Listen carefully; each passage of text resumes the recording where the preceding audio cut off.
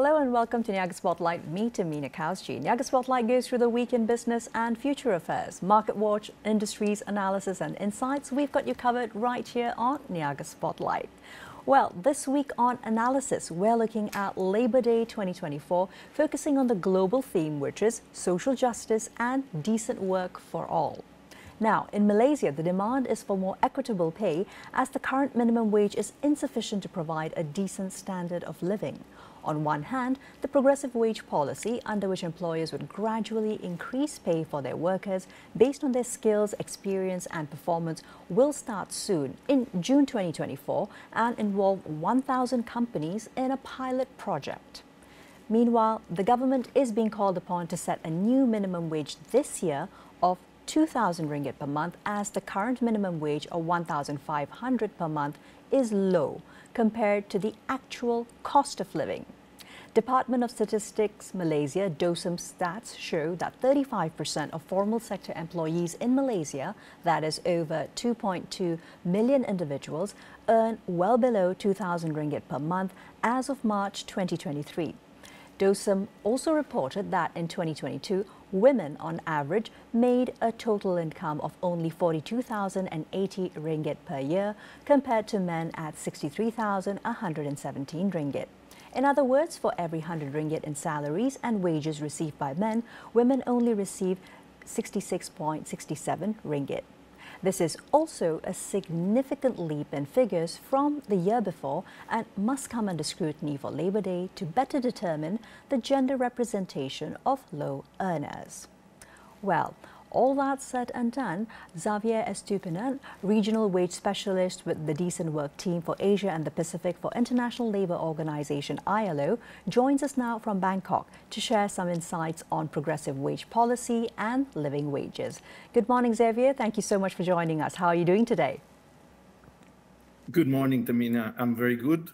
Still commemorating Labor Day in the search of decent work and advancing in social justice, yes. Absolutely. So thanks so much for making time to join us for this very timely conversation. Xavier, now may I ask you, to what extent can the voluntary progressive wage policy, the PWP, positively impact Malaysian workers and the economy, more broadly speaking? Thank you, Tamina. Very, very important question, and the background that you gave was very relevant to this context. Overall, the progressive wage policy in Malaysia has the potential to positively impact workers by raising wages, improving productivity, and promoting economic growth. These are critical elements in the equation of sustainable growth that has been rightly addressed in this policy paper. However, successful implementation will require careful monitoring and continuous social dialogue among employers and workers' representatives to address specific challenges from the inception phase, as rightly said, in June 2024 is going to be deployed, until September 2024, where it's meant to have a wider connotation. There are several trade-offs that we see in the policy. I'd like to mention a few. While reviewing or remaining as a voluntary scheme, opting companies into the system, this could obviously foster ownership and commitment among participant employers. However, this may also create a natural selection for higher productivity firms or sectors to enter the system. On the other hand, we have offering financial incentives to participating firms. The progressive wage policy encourages the increase of wages while also focusing on productivity improvements, meaning a skill enhancement, maybe technology adoption, which not only benefits worker by potentially increasing the wage earning capacity, but also contributing to economic growth.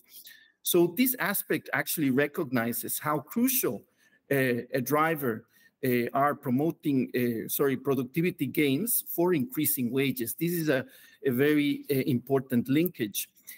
Also, the progressive wage policy mechanism, including the suggested annual salary increases by sector and occupation, and incentives aim to ensure fairness and transparency in the wage setting processes.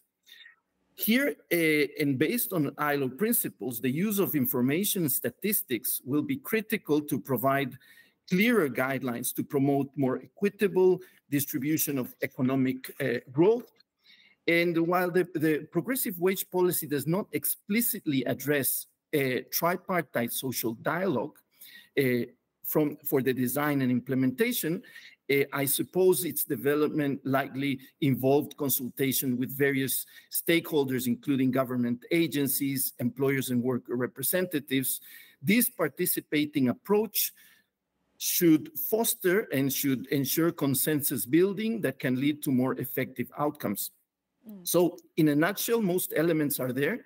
Something not mentioned is is the gender equality and non-discrimination, which could be an opportunity to increase female participation and skill enhancement. A stronger focus on a sectoral approach that can pinpoint specific productivity issues to facilitate wage increases in determined sectors. And finding what are the right incentives that we will follow up on the monitoring, and how we can link this policy to wage setting institutions like the minimum wage through the National Wage Consultative Council, and collective bargaining could further ensure that wage setting practices are informed by both tripartite and bipartite social dialogue. Hope that is clear. Yes, absolutely clear, Xavier. And I'd like to pick up on a couple of the points that you made there. In particular, the fact that when we're looking at a more inclusive approach, I just wanted your thoughts on whether you feel it is a good start that we're having the pilot project rollout first, which will only involve 1,000 or so companies looking at a progressive wage policy. How soon would the ILO perhaps recommend that we upscale this to perhaps cover not just Peninsular Malaysia, but also, of course, Sabah and Sarawak? The whole country, in fact, and not just 1,000 selected companies? Yes, thank you, Tamina. I think this is crucial. Inclusivity is essential for decent work to take place on an even playing field. And for this to happen, it's necessary to foster a more inclusive approach. The policy is targeted for workers that are from the 1,500 ringgit to the 4,999. Which is quite correct, where there is the stagnation of wages that have happened. But it is important to address that even larger companies, because this is also targeted only to SMEs, micro and small and medium enterprises, also larger companies may have occupations with lower paid wages. So I think all this process in the inception phase should analyze how we keep on integrating more workers into these in very important initiatives, and not only maybe small enterprises, but also looking up to the larger ones to promote what ILO says, equal remuneration for work of equal value. So all these elements obviously need to be addressed, but of course this is a process, and I understand this sandbox approach is the opportunity to sharp tune some of these elements. This is a very innovative instrument, maybe taken from the Singapore model, but it'll have to take time. As I say, addressing social dialogue at a sectoral basis, tripartite mechanisms could ensure that this inclusive mechanism is further enhanced. Indeed. Thanks very much. Moving along to another area, Xavier. Now, we can also see that some employers or sectors, of course, in Malaysia have preferred to hire migrant workers, which also keeps wages low. Well, therefore suggesting a connection to the current minimum wage versus the living wage agenda. Xavier, now what other policies are integral in helping Malaysia recognize living wages? That's a crucial question. Again, I think there is not an easy approach. We know that wage policies are a sensitive matter. Let me first go into the setting of adequate minimum wages. This is an essential mechanism to enhance decent living standards for workers and their families on one side, while at the same time ensuring the sustainability of enterprises that create jobs for those workers. So It is a principle in wage setting to address both the needs of the workers and their families and economic factors.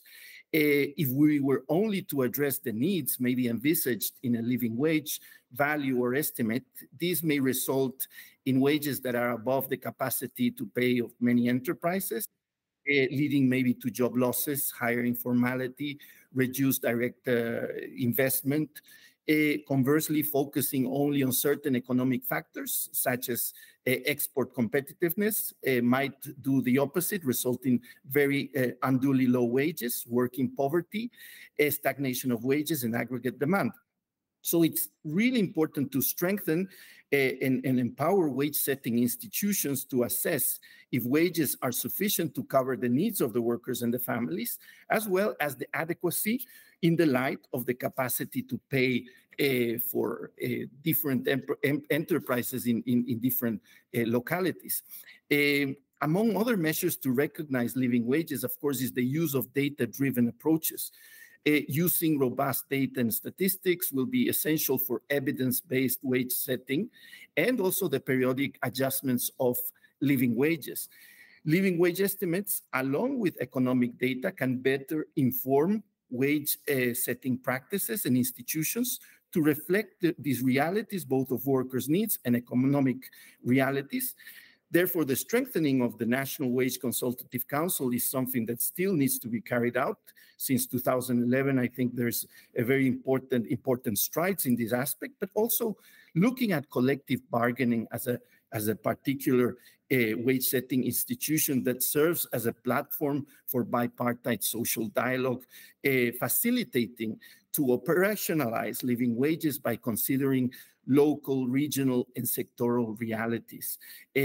So encouraging and supporting collective bargaining, which is something that we've not mentioned, may ensure a fair distribution of gains along the global supply chains, empowering workers and their representatives to negotiate better wages collectively, helps establish more adequate compensation levels, both at the floor level and beyond. And of course, other measures that are clearly stated in the progressive wage policy is to enhance productivity, the main driver to increase higher wages.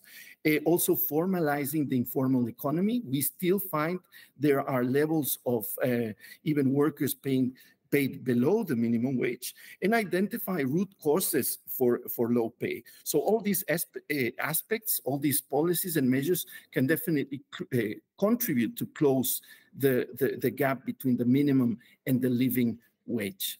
Yes, thank you very much indeed, Xavier. I think those were some extremely succinct insights, and I'd also once again like to just quickly highlight that the ILO has also formally agreed on a definition for a living wage as of just last month. Thank you so very much, Xavier. Your insights were succinct and very much on point. We take a quick break now and we'll be right back with the rest of Niaga Spotlight. Don't go anywhere.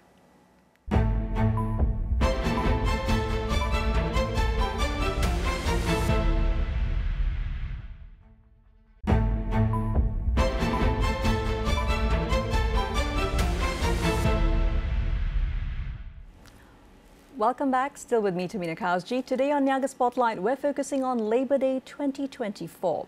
Now, moving along, we delve deeper into the need for ensuring living wages. It's also equally important to ensure the welfare of gig workers, who entail 4 million workers out of Malaysia's total 15.1 million, which is basically 26.27% of the working population.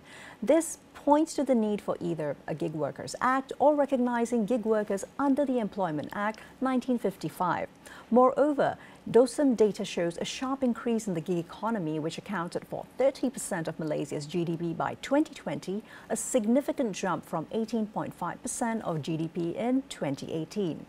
Also, the exploitative nature of remuneration for government contract workers, particularly frontliners such as hospital cleaners and security guards, is another key area. To discuss this and more, I spoke with Sivaranjani Manikam, Workers Bureau Head with Parti Sosialis Malaysia, PSM.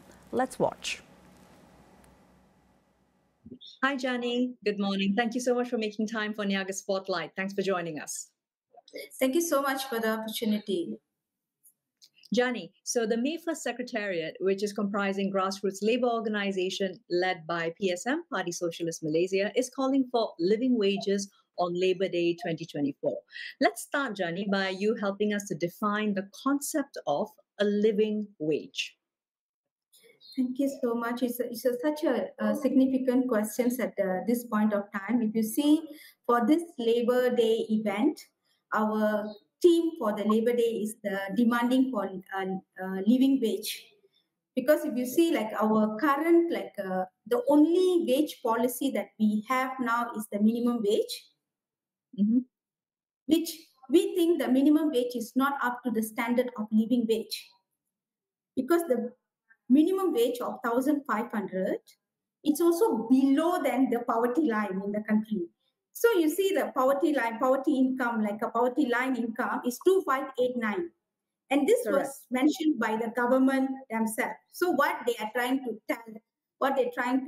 tell to the people is like anyone who fall below this, they are considered poor and they are not unable to meet their ends at the end of the day. So when you say your below poverty line income is 2,589, how can you set a wage line in the 1,500? So that's where we come to the issue of like, this is like minimum wage and still making the workers poor. So it's time for us to demand for a living wage that a person could able to get food and also like meet the basic needs like food, education, and healthcare, and these are the basic needs that they can like fulfill. And to fulfill that, the minimum wage is definitely not sufficient. There's only two things. Either the government is the time for review the minimum wage now. So the review should be upscale the standard to the living wage, or there should be another level of policy for the because when we say minimum wage is like the wage that we set for the market, like any employer should not pay a worker minimum than this. That doesn't give the definition of okay, with this wage a worker can going to live a minimum standard life in the society. Exactly. So that's the for that, Jani, because actually what comes out from our first Q of 2023 statistics is that 47% of Malaysia's workers are actually earning below this poverty line of 2,589 ringgit. And another thing also is, as you pointed out, it is time. And it is time indeed, because according to the National Wages Consultative Council Act of 2011, there's actually a provision for minimum wages to be reviewed once every 2 years. So this minimum wage policy came in force after the May 2022 review. Here we are once again in May 2024. It's time indeed. Thank you, Jani. From there, Jani, I want to move into asking you, how can establishing a Gig Workers Act ensure welfare of 4 million workers out of Malaysia's total 15.1 million workers who participate in the gig economy? That's almost 27% of our working population. Yes, actually, gig workers are something like a very growing sector, I would say, because more and more people wanted to be like flexible working arrangements, and they choose to become like a gig workers. And what is the problem when you become a gig worker? There is no law and there is no protection. What's going to happen? Because there was a terms called, they were like sharing the same platform, so they are shareholders. But in actual term, they are not as shareholders or anything, because they do not share any like a profit. So the end of the day, they're just taking back their income. So we are thinking like any laws. I mean, initially we thought gig workers, that there could be some level of amendments in the Employment Act to accommodate, to protect the gig workers. But however, we also feel a separate law for the gig workers will definitely give a good, we will be welcome that, because it will give some level of like a protection to this group of workers. and they are having like on the day to day like lots of issues, and even PSM, we do receive a lot of complaints from the gig workers. They were being easily like terminated. They have been easily like every day they have like issues of like their charges, the service charges is like keep very low, and then there will be like the gig workers will be like protesting, but there will be nothing is there to protect them, or there's no law in the country to protect them. So we really welcome to have some kind of laws to protect these gig workers. And Absolutely. definitely we can take like some other countries, like they are now talking about the laws, and also there is some level of like guidelines already been established for gig workers in Australia, Germany, Netherlands, Spain, and so many other countries. So I think Malaysia should move forward to that direction, because we are one of the country that can see like our biggest workforce in the gig economy. And thank you very much for that, Jani. Definitely the emphasis on consistent complaints that have come out from gig workers. For example, those who are working in ride delivery. It's even gone down to as low as even them earning 20 cents per package delivered. And that combined with the risk of course, running motorcycles at top speed to try and make your quota, and all of those issues. Thank you. Jani, from there, I want to go into talking about Malaysia's regular migrant workers population. Now, our DOSM 2022 statistics, Jani, they show us that 12.9% of Malaysia's total employment entails regular migrant workers. So what are the parameters for adequate migrant workers' labor rights and protection? Just the basics. See, like, we are in a very chronic situation, when we talk about migrant workers in the country. I feel like it's like quite in a dangerous situation, because usually the employers are using migrant workers' existence to make it the benefit, and the wages are low even for the workers population. So, and PSM, we are saying there's a needs for the more working workforce. That's why the migrant workers needs comes here. But are they really like done a real assessment when they bring in the migrant workers into the country? Because we PSM, together with other NGOs in a right to redress pollution, we came up with a comprehensive policy for the government to follow when they wanted to come up with the idea of like bringing more migrant workers into the country. What are the areas that they need to give attention? So this is like a proposal that we also made to the ministry. And also we felt like when we talk about the migrant workers population, there's another issue is like currently we have like two ministries are involved in managing and handling the migrant workers issue, and that makes the problems more deeper. So we are asking like maybe there should be one ministry should be in charge for all this, like managing the migrant workers, and that is like a human resource ministry. And also we shouldn't forget that like there was some report made by under the Hishamuddin Yunus, the independent report. We should look into that report, because there was a lot of suggestions was given how do we can manage the migrant workers in Malaysia. So that also like another thing, like, and we also see a lot of migrant workers in these countries are also like in the 3D sectors, and we always like some people they take blames like because local workers are not interested to work in 3D jobs. That's why there is a need of migrant workers. I think here we need to understand the biggest problem is the wages in the 3D sectors are so low. And that's one of the reasons why our Malaysian workers do not show any interest to work here, but rather they are going to all the way to Singapore, to work as a migrant workers in the 3D jobs there. So what is the problem? So we need to identify this problem, the wage issue.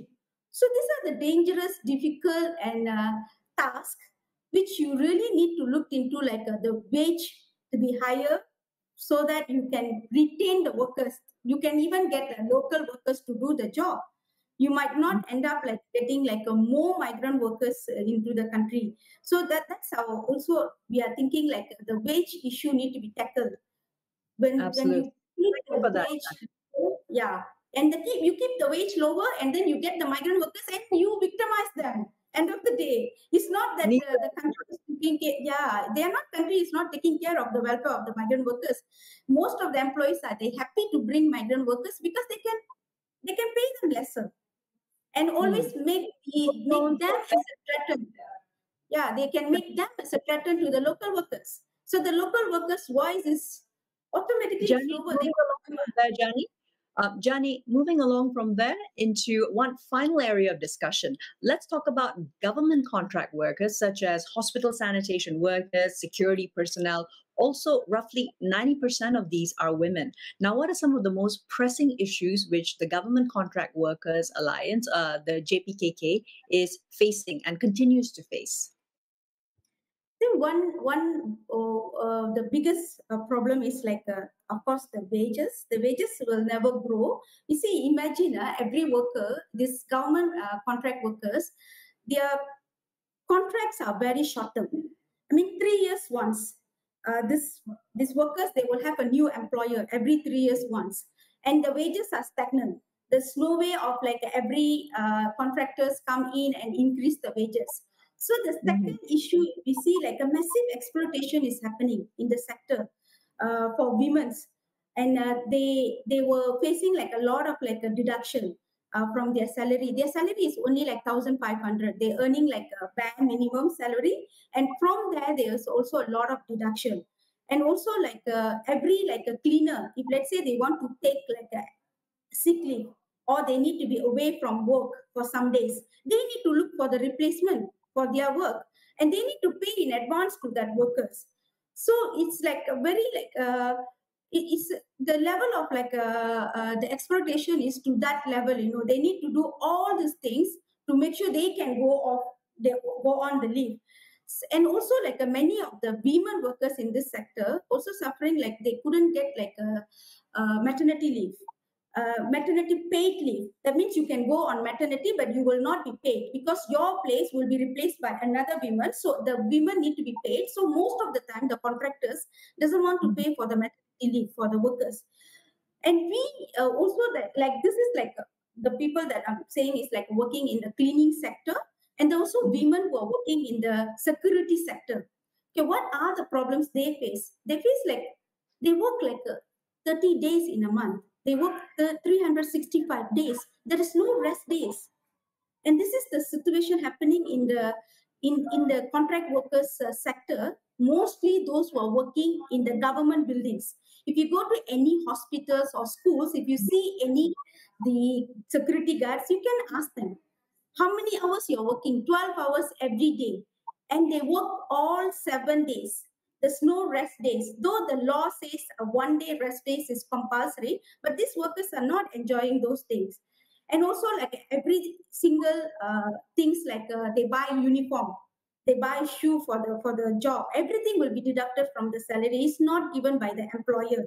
And also like if the same problem they face, they want to take a leave, there's no annual leave is given for first year.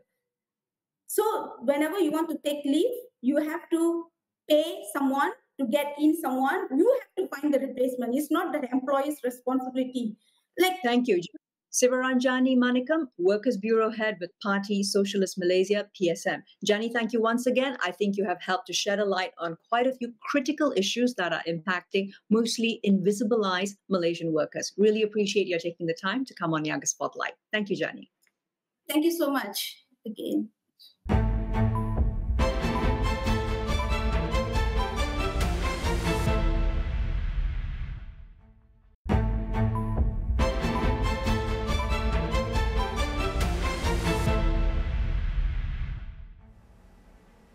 Welcome back to Niaga Spotlight. Still with me, Tamina Kausji. We now shift the Labour Day 2024 focus to East Malaysia, where labour laws lag 19 years behind compared to West Malaysia. Now, the proposed amendments to Sabah and Sarawak's labour ordinances are expected to be tabled in the next Parliament sitting scheduled for June 24th to July 18th. Meanwhile, East Malaysians do not yet enjoy updated maternity nor paternity leave or even better protections against discrimination and sexual harassment at work. trade unions capacity building is another essential area to provide more bargaining power for workers. We discuss all this and Borneo-centric narratives with Andrew Lowe, Deputy President of the Labour Law Reform Coalition, LLRC. Let's watch. Andrew, good morning. Thanks so much for making time to join me on Niaga Spotlight. Good morning. Andrew, so let's get started off. Now, in LLRC's view, what are some of the outstanding issues regarding the Sabah and Sarawak Labour Ordinance, or the SLO, especially as you know, we have just gone past Labor Day 2024? Yeah, I think to answer that, we have to go a little bit of historical perspective. I think the Sarawak Labour Ordinance, SLO for short, was first enacted in 1955, 70 years ago. And the disappointment was it was only amended once in 2005. And since then, there's not been any amendment at all. In the meantime, Employment Act, which is the effective law in West Malaysia, has been amended on a continuous basis, and the latest was in 2021. In 2012, there was also an early amendment to the EA. So as you know, there have been very progressive amendments as far as employment is concerned, which applies to West Malaysia. But Sarawak Labour Ordinance, and similarly the Sabah Labour Ordinance, has never been amended since 2005. So as we move into the digital age and the modern economy, it's very sad that the labour law in Sabah and Sarawak has not catch up. Now, in terms of the issues, of course, this is in two parts. One is the monetary issues. Many said that now, as of now, the number of working hours, maximum working hours in the EA is now 45. The Sarawak Labour Ordinance still 48, and more importantly, in terms of gender equality, maternity leave, right, in Sarawak now is only 60 days. The amended EA 98 days. So there's a substantial difference, right, over 38 days. And the EA also introduced a very, very progressive model, paternity leave. This recognizes the role that husbands and fathers play in the upbringing of the child. These are not in the SLO as of now. The other major part was also in the EA, the threshold, right, is now 4,000. In the SLO, it's just 2,000. The law as it stands only covers up to those who earning 4,000 and below, if you are non-manual workers in Sarawak. That limit is as low as of 2,000. And the other part, I think, which is also important, not monetary, is in the Employment Act since 2012. There is a provision on the code of conduct for the prevention of sexual harassment at the workplace.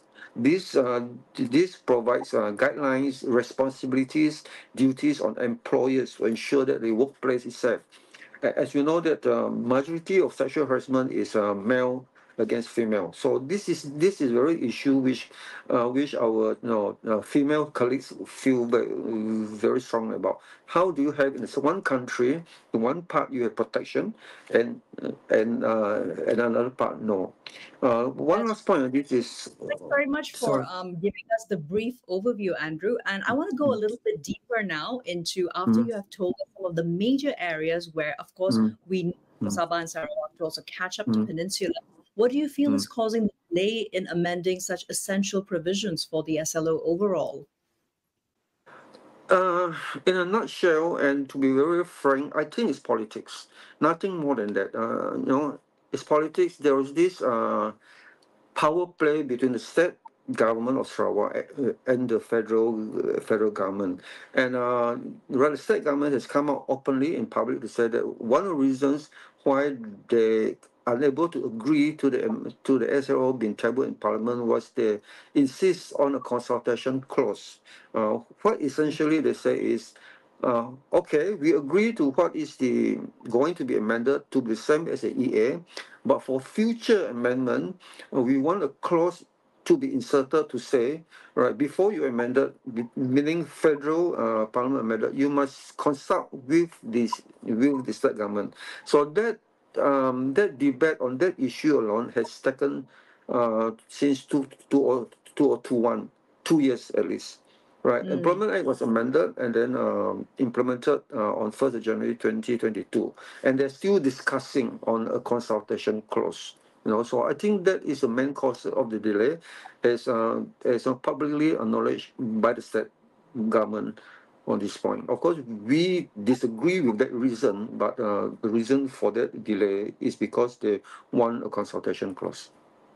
Interesting. And yes, of course, then the Human Resources Ministry in Putrajaya and Parliament do have the final decision. So definitely the only way forward and for it to happen fast enough would be for the SLO amendment to be tabled in Parliament together with similar amendments to SLO in the next parliamentary sitting, which is quite soon.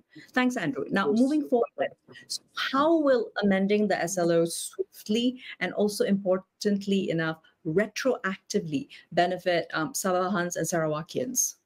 Well, our calculation shows that for every year of delay, when you calculate the number of working hours that is lost, the paternity and the maternity leave, and also because the new act would increase the threshold for those who are eligible for overtime payment, our figures work out to be more than 200 million a year.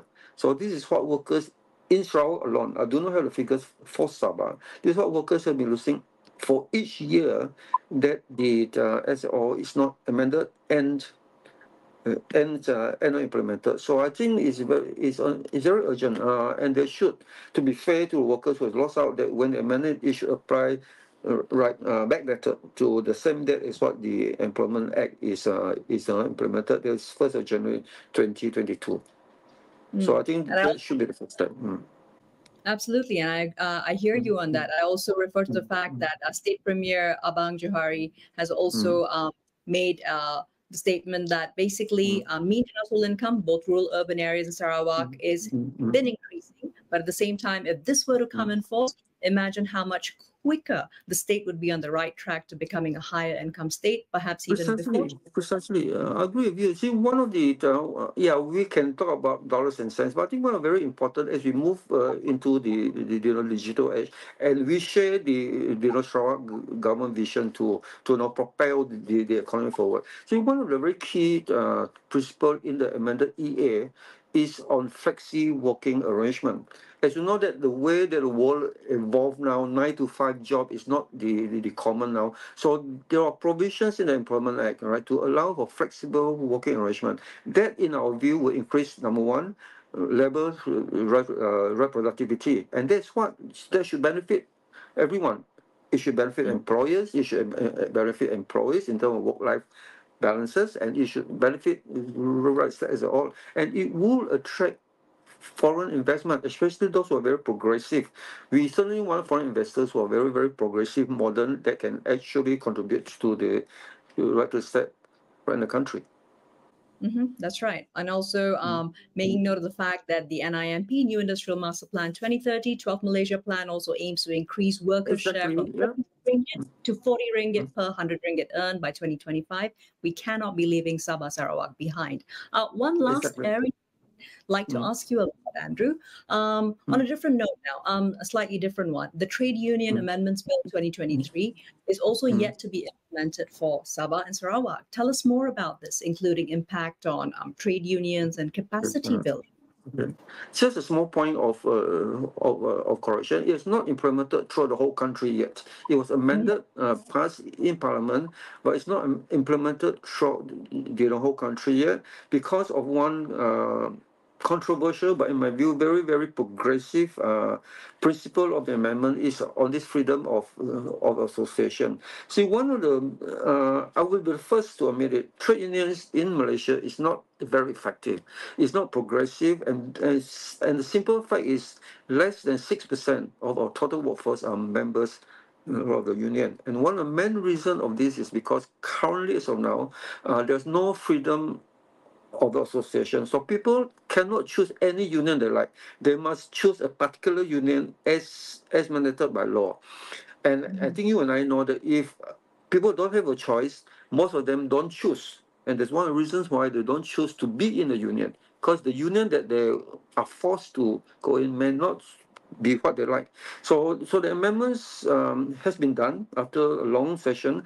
We are waiting for the Human Resource Minister to set a date to implement it. And the earlier they do it, the better, because it will allow unions to be more progressive, to be more responsible. It will encourage, in our view, more workers to join, and that will lead to greater trade union capacity, and then they can contribute to a very healthy debate, consensus building between employers, government, and workers. And I think that's also very, very important. However, at the same time, though, how would you respond, Andrew, to some concerns that have been brought up by union leaders or, of course, existing unions who say that multiple groups are going to split worker unity and perhaps even inadequate experience and knowledge, those folks forming unions, ultimately making them ineffective? What do you respond to the fact that, well, there are going to be, in a sense, growing pains, but can we afford those kind of growing pains in a medium-sized economy like Malaysia? Well, let me put it this way, all right? The fact is, again, as I mentioned just now, only 6% of workers are in a union. And why are we worried about losing some of the 6% when there are 94% opportunity, 94% potential workers who can join union? Yes, I understand that certain leaders are worried because if freedom association comes in, there could be new unions are formed that can challenge them. So some are worried about losing their own positions. But you look at overall, you look at countries that actually developed this, that actually implemented this, right? Growing pains, everything there's a growing pain. So it's how, instead of worrying about, a small piece of the cake, there's a huge potential, all right? And we LRC believe that that we have to look at the positive, and the positive far outweigh negative, right? Having more unions means more competition, and we want to compete. So the best unions would then be able to provide better service and facilities and opportunities to millions of workers outside who are currently without a union. And this is one reason where our wages are very low, right? As you mentioned just now, less than 40% of our country GDP is on wages. That is well below what our country should have. It should be hitting about 55%. We are currently at 34.6, if my figures are not wrong. And that will actually tell us, right? Look at the facts. Look at the very objective, bare facts. And while I understand that some union leaders are concerned, I think our mandate, right, is not on union leaders. Our mandate is on the millions of workers, Malaysians, right, who should have better representation than what they do have now. Of course, as a union leader, I'm worried I may lose my job if a better union comes along. But is the amendment about me or about workers?